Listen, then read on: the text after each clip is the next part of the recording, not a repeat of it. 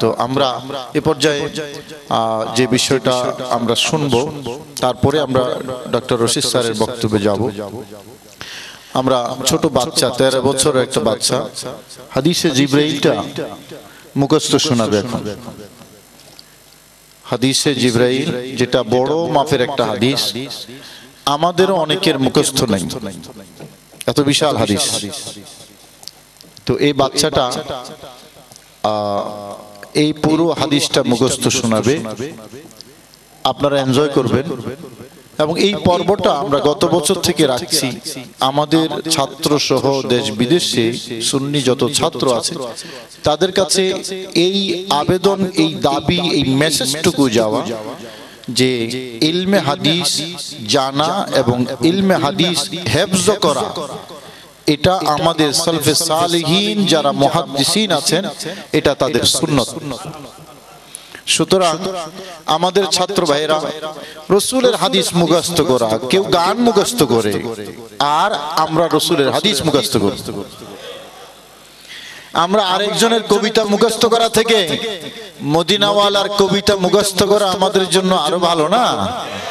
তো মদিনাওয়ালার কবিতা শুনবো এখন আমরা ছোট বাচ্চার মুখে, খুব মনোযোগ দিয়ে শুনবেন।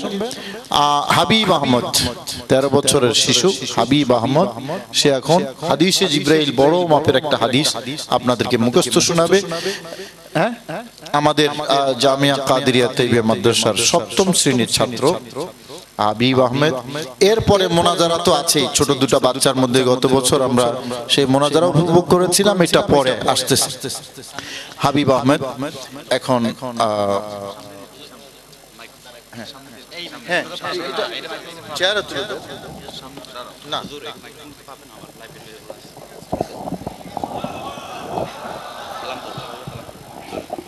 আসসালামু আলাইকুম ওয়া রাহমাতুল্লাহি তাআলা ওয়া বারাকাতুহু।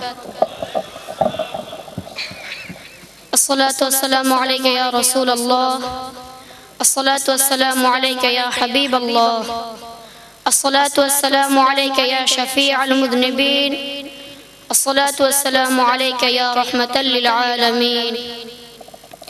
عن عمر بن الخطاب رضي الله تعالى عنه قال بينما نحن عند رسول الله صلى الله عليه وسلم ذات يوم إذ طلع علينا رجل شديد بياض الثياب شديد سواد الشعر لا يرى عليه آثر السفر ولا يعرفه منا أحد، حتى جلس إلى النبي صلى الله عليه وسلم فأسند ركبتيه إلى ركبتيه ووضع كفيه على فخذيه وقال يا محمد صلى الله عليه وسلم أخبرني عن الإسلام.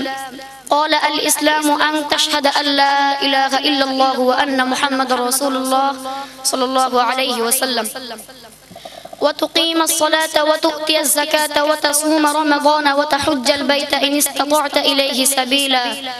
قال صدقت، فعجبنا له يسأله ويصدقه. قال فأخبرني عن الإيمان. قال أن تؤمن بالله وملائكته وكتبه ورسله واليوم الآخر وتؤمن بالقدر خيره وشره. قال صدقت. قال فأخبرني عن الإحسان. قال أن تعبد الله كأنك تراه فإن لم تكن تراه فإنه يراك. قال فأخبرني عن الساعة. قال ما المسؤول عنها بأعلم من السائل. قال فأخبرني عن أماراتها. قال أن تلد الأمة ربتها وأن ترى الحفاة العراة العالة رعاء الشاء يتطاولون في البنيان. قال ثم انطلق فلبثت مليا ثم قال لي يا عمر أتدري من السائل؟ قلت الله عز وجل ورسوله صلى الله عليه وسلم أعلم. قال فإنه جبرائيل عليه الصلاة والسلام أتاكم ليعلمكم دينكم. رواه مسلم ورواه أبو هريرة مع اختلاف وفيه. وإذا رأيت الحفاة العراة الصم البكم ملوك الأرض في 5 لا يعلمهن إلا الله. ثم قرأ إن الله عنده علم الساعة وينزل الغيث الآية. متفق عليه. السلام عليكم ورحمة الله وبركاته.